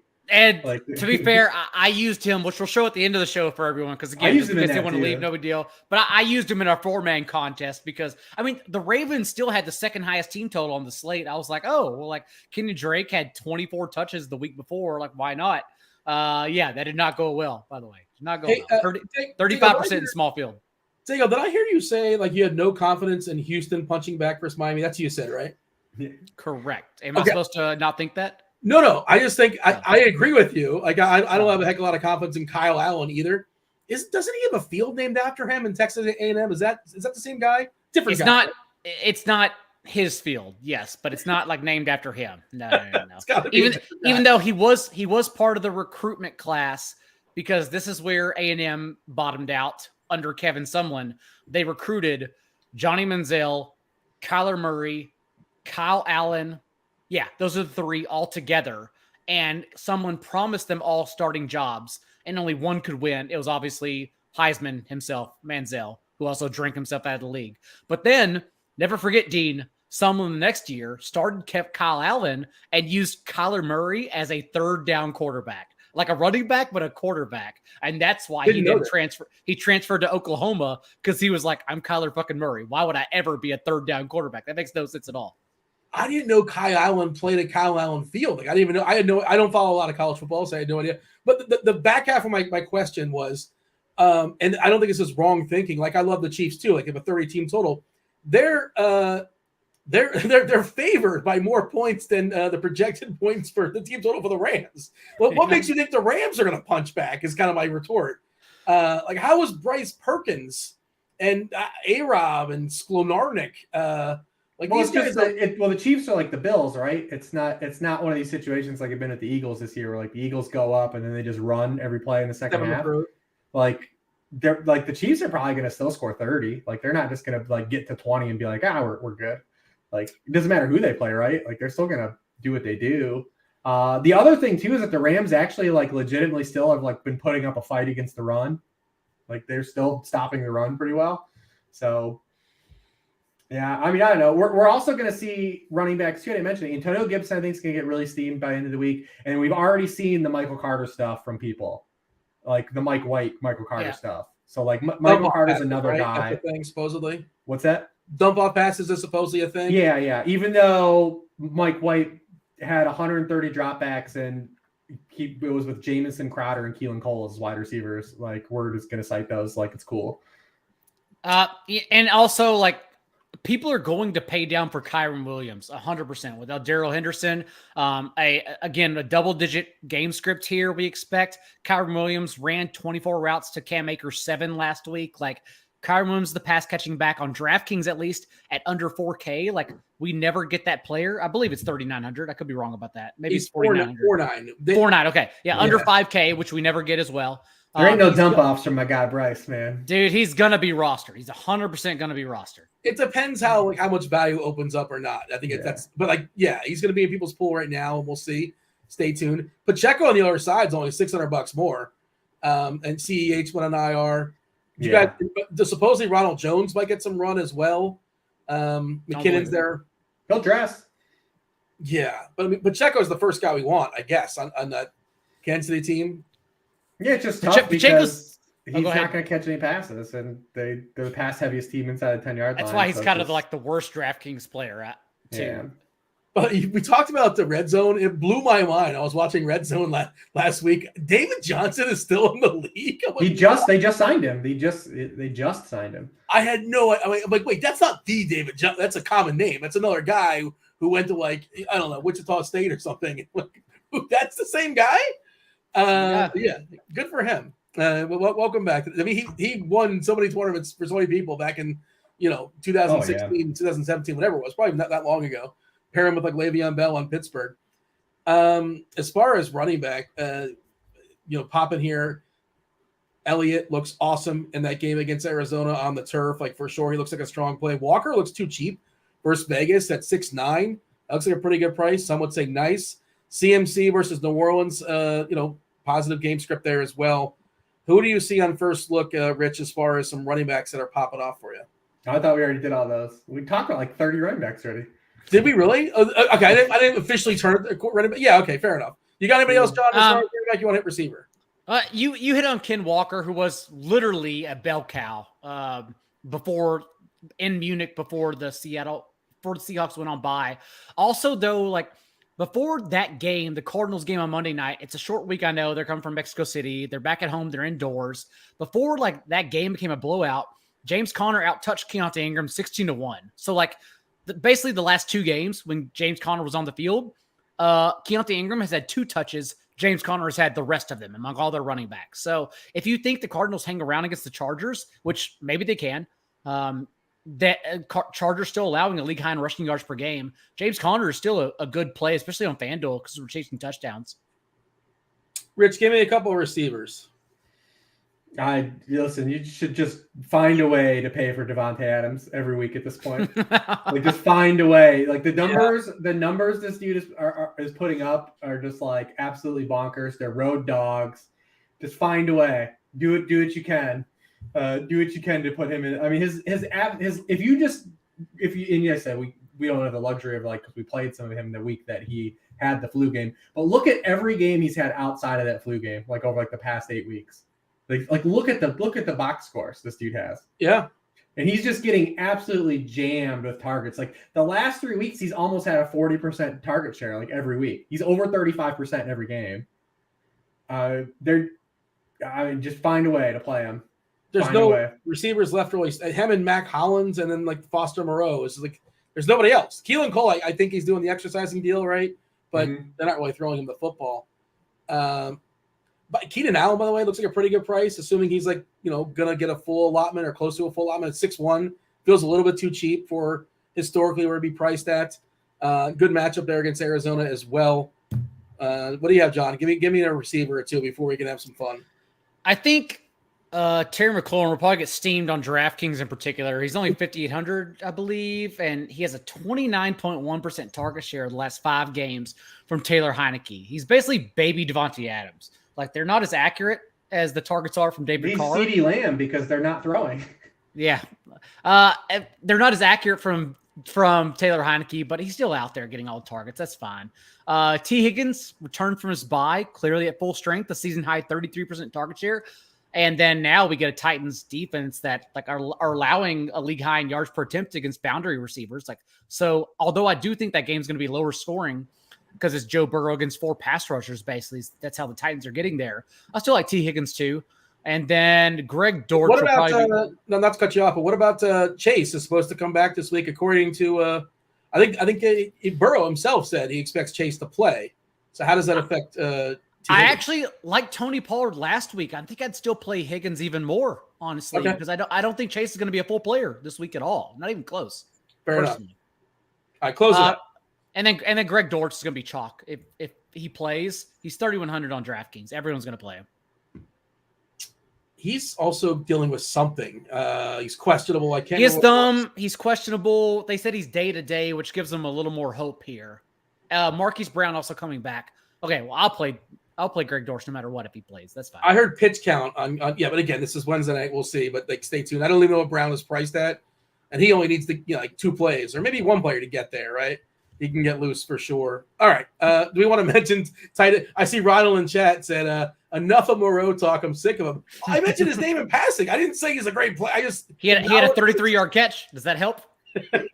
I acknowledge Moreau's existence. Travis Kelce back in the main slate, just crushed everybody's soul if you didn't play him in the showdown slate. He got there 3 times in the end zone. Andrews came back last week, which was nice. Matchup against Jacksonville this week. We're supposed to not talk tight ends last, but anybody have a tight end take, or shall we just talk movies? How do you play it? Rich, sell me on someone besides Kelce. How do you play someone besides Kelce? Like, he just ends worlds. Salary. And salary is really it. I mean, last week. That's really it. Last week was the perfect Taysom Hill week, and I played Taysom Hill against y'all in the 4-man because it was like it matched up so perfectly with no one else to play at 6K. But now he's 6,500. You have to pay less than 2K more for Travis Kelce. I can't get away with that anymore. I know you guys lashed out at me. You guys hate snap count stuff, but I think I saw a note where Taysom was in the field like 60% of the time last week or something like that. I think the number? I think it was like 45 or something, right? He season high though, right? I have it. Season it high. was a season high. In the first half, he intermittently changed his quarterback. 42%. And more importantly, Kyle Pitts at 5,500. The chalk scored 2 points fewer than Taysom Hill. So like you were awesome. Stephon, but last week again, Stephon Diggs was in winning tournament lineups. He scored 12 points at 30% ownership because every team sucked. That's why. Taysom unplayable on DK where he's a quarterback, but he's interesting for Fanduel. Is he somebody but now the opportunity cost is greater when Kelsey and Andrews are on the main slate. Not on. If he was on DraftKings, we'd have a discussion, but not on FanDuel. You just got to play Kelsey. You just have to suck it up. All right. Anything else? We're talking some movies. Tight end's not fun, Dean. I'm sorry. We are supposed to be here helping you out. Tight end's not fun at all. Yeah, I apologize for running late, but we did want to touch on our movie deal. We want to bring in producer Steve. Producer Steve has and if that's it for football talk. If you guys, that's all you want for football, you don't like some fun. You got nothing to do. You're here at You're here at 10:30 p.m. Eastern. You have nothing to do. Hang around for movie talk. I assigned you guys a movie. I won our contest. We're gonna run it back again this week. We were playing on FanDuel, and I got you guys to watch The Cooler. William H. Macy, Alec Baldwin, Maria Bello. I'm sure I'm missing somebody. Rich, what was your take as far as The Cooler? Did you enjoy this movie? Yeah, I did. It was, kind of like an adult fairy tale, kind of in a sense, where, you had to buy in like as luck as an actual character. I think if people took it like a lot of the stuff that it was trying to sell literally, you maybe like in the second act of that movie would have maybe got turned off, like where like, actually William H. Macy has powers of luck. But I enjoyed the performances a lot more. I like the performances a lot more. I thought Alec Baldwin was bringing heat in it, and then you always get really good William H. Macy. But Maria Bello, I thought was the star of the show, man. I thought she was the best character in the movie. There you go. I was slightly disappointed because I thought it was too happy of an ending. Like I've watched enough Requiem for a Dream, other poor endings in my days where I really started expecting William H. Macy to die, and so I was like, okay, I'm preparing for the worst. Or spoiler free? I mean, it's been 20 years. I think the statute. We're an hour and a half into the pick six on a Thursday Thanksgiving weekend. Fuck them. You all can listen and be spoiled. No Tell them exactly what happened. I think you get like 3 or 4 years, and then spoilers are done. Yeah, not 20 years. No, I started expecting a sad ending. I was like, okay, I'm prepared for that. No big deal. But then they lived happily ever after. And I was like, oh, that sucks. So I don't know. I think I just painted the wrong picture for the ending of the movie. Could you went for a more like depressing ending and then Requiem for a Dream? Like that's where you had to go. That's the bar is set. It's Cormac McCarthy's my favorite author as well, just in case you didn't know. And all of his movies, except The Road, which is the only one Oprah latched onto and made it her own, also end in evil winning out. So I just expected that. I expected Anton Chigurh to walk away. I expected William H. Macy to die. That's what I wanted at the end. It didn't happen. Yeah, it was a bit of a curve, but you couldn't really predict what happened there at the end, I don't think. It was good, though. The old switcheroo, the 180. Did you get a chance, Steve, to watch the movie or no? Yeah. Yeah. I for love the contest, you better have. When you guys were talking that it was William H. Macy before, I didn't know who that was because I'm, I guess, a little bit younger. And then I put it on. I go, oh, it's Frank from Shameless. Yeah. Yeah. Or Fargo, if you know Fargo. But yeah. Frank. Or Wild. You're a big Wild Hogs fan. Oh no, I don't think I've ever seen Wild Hogs, but it was good. The first 4 seasons of Shameless, by the way, I think that's what it is. The first 4 seasons, amazing.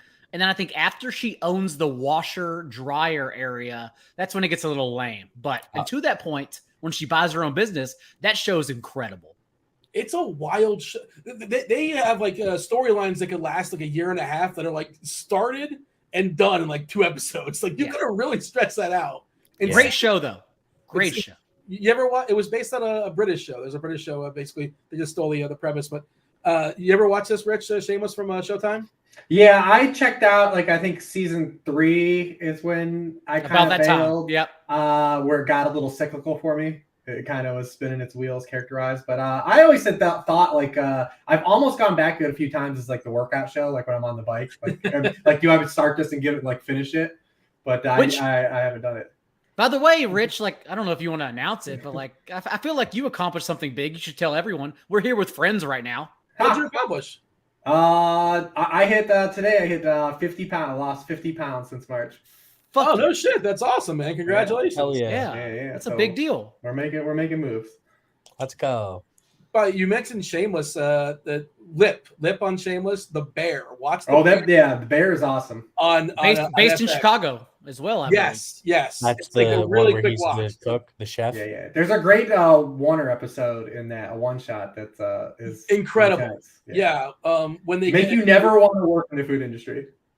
But if you ever did, you get flashbacks for when you did. I worked at a Bob Evans for a month, and it was the most miserable experience I had when I was like younger. I was like, I'm not meant to like work anything associated with food. Bob were you a Evans. wine cook or were you a waiter? What were you at Bob No, Evans? I was like a busboy and like worked in the back, like like clean up like dishes and stuff. I was like, this is just absolutely the amount of work people do at restaurants and for the amount of pay they do is like absolutely ludicrous. Mm-hmm. Be kind to your waiters and waitresses. Ludicrous. Yeah, not that you shouldn't. You have to be told that, but yeah, that to me, by the way, is a big tell. A big tell on like a person. If you got how people treat people in the service industry, it's a huge tell for me. Dude, those people are like, I mean, you are working for like not a lot of return. Yes. Well, Steve, we the suspense is killing us. What are you going to force us to watch? The bar has been set. So. Yeah. I just wanted to, again, something just silly, stupid, funny. Nothing like, it shouldn't be that bad to watch. 3 choices. So my first thought was the movie This Is the End. I don't know if you've seen it. I feel like Dean's going to have seen all of them. All those guys, right? Yeah, it's a whole crew. Yeah, This Is the End was one. Pop Star, another silly one. Poppin', Adam Sandberg. Yeah, Andy Samberg. Andy Sandberg, yeah. And the last choice, what was it? It was another. Oh, The Interview. Yeah, another Seth Rogen movie. Yeah. Where they go Kim Jong-un. Yep. Yeah, so you're going more the comedy route. Yeah, definitely something that should be like fun to watch over the weekend. Get some laughs. I've seen all 3 of these. I'm happy to yield to you guys. I will watch again though. I have also seen all 3. I tell you, I've only seen The Interview once, so maybe going back to that would be fun. I actually just rewatched Pop Stars. It just went on HBO Max. Yes. I had it. I threw it on in the background while I was working one day. That's a movie you can listen to and not go to watch. Yeah. So I just had rewatched that recently. This Is the End is awesome. I remember seeing it at theaters when it came out. I love it. I have only seen This Is the End. I have not seen the other 2, but it sounds like The Interview kind of works out best for everybody. I wonder if it holds up. I want to go back. I think that's the most interesting choice because I've only seen it once, and I wonder if it holds up because when it came out at the time, it had like almost like a topical feel to it. It was banned, wasn't it? Like some theaters wouldn't play it, and I think it was around the time there was like a Sony hack. I think the Sony hack was around The Interview too, if I'm not mistaken. Yeah, like and I can't remember how close that was to Franco's cancellation or not. It was before, I believe it was before, but I also think in this conversation, like if you like, then you'll love. If you like all those movies, I don't know if you've seen this movie before, Steve, but Walk Hard. You will like Walk Hard if you like all those movies. The Dewey Cox. I don't think I have, but it's John C. Reilly. Yes, it's. Have you guys seen Walk Hard? Have you seen Walk Hard? Yes. Can you vouch that it's a fun movie? It's an underrated movie. It's fun, especially as someone who like worships Walk the Line. Yeah, Walk Hard's great. Wrong kid died. All right, so we're going to see The Interview. Is that what we're going to see?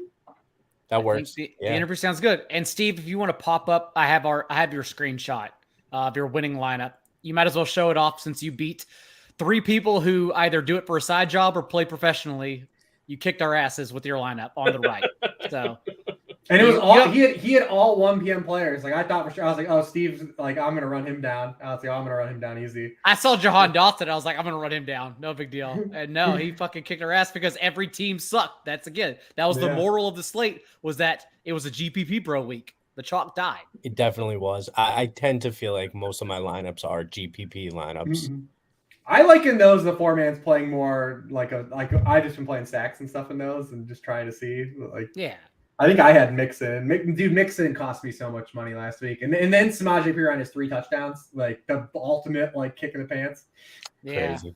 But we didn't mention him, I guess. But like if Mixon doesn't play, we did mention him. Oh, I wasn't paying attention. I apologize. I missed the whole chunk of that. I guess I was reading the chat. I'm not really sure what I was doing. We ran down all of those running backs. Listen, I'll tell you what, too, if Leonard Fournette ends up missing this game, or because they already come out today, and he's kind of like, oh my goodness, dude, he's going to get pumped so bad. He's like, I think he's It's 5. not great. I think he's 5'3" on DraftKings. Yeah, it's not pretty. It's not pretty. Yeah. 5'1". Yeah. And Cleveland's rush defense, good or bad? Bad. It's bad. Yeah, as far as everyone's concerned, it's bad. Let's start telling people it's good. Let's do that. Yeah. I talked about Kyrie Williams at 4,900 only because we needed a value. We're not going to need a value. All right. Right on. In the chat, if you guys are still with us, not the actual live chat, but like, the comment section chat, throw out suggestions which week we should consider for watching as far as movies going forward. I got to win one of these. Yeah. Well, yeah, you're next. You're next up. One of you guys, John or Rich. Well, we do appreciate y'all hanging with us. I hear Deep Blue Sea has a third movie, so I know what I'm picking. Sam Jackson. We may not be able to rent that one anywhere. I don't know. That one might be hard to find. There's a red box, I think, at Walmart. They may have it. Gotta find some flea market. John, tell the people. They know, but tell the people. Where can they find you around the interwebs? 44.com. And more importantly, we have a cyber sale going on from right now, the time you're listening, until Cyber Monday. And that is, I think the number they created was like 89% off, something like that. I don't know. All I know is like you could get redraft for $9 for the rest of the year. And that allows you access to the Discord where I hang around and I talk about DFS and everything too. So just go to the site 44.com/plans and everything's there. The discount's there waiting for you through Monday. Rich? By now, you know Lord Reeves on Twitter, Sharp Football Analysis. Our big thing like going on right now is that you can do weekly packages, and the first week that you sign up for is $1. And if you feel like canceling, just keep signing up for $1. Like, all right. RotoGrinders, by the way, has a Black Friday sale. I saw $25 off whatever package you want to get there, so feel free to check that out. Thank you for sticking with us this long. We do appreciate it. I got to be so bad. Oh my goodness. I just walked off the show and pissed earlier. You should have done that. Enjoy. Happy Thanksgiving to everybody. Yes, and we'll give our Thanksgiving takes next week, I'm sure. We got to hold those.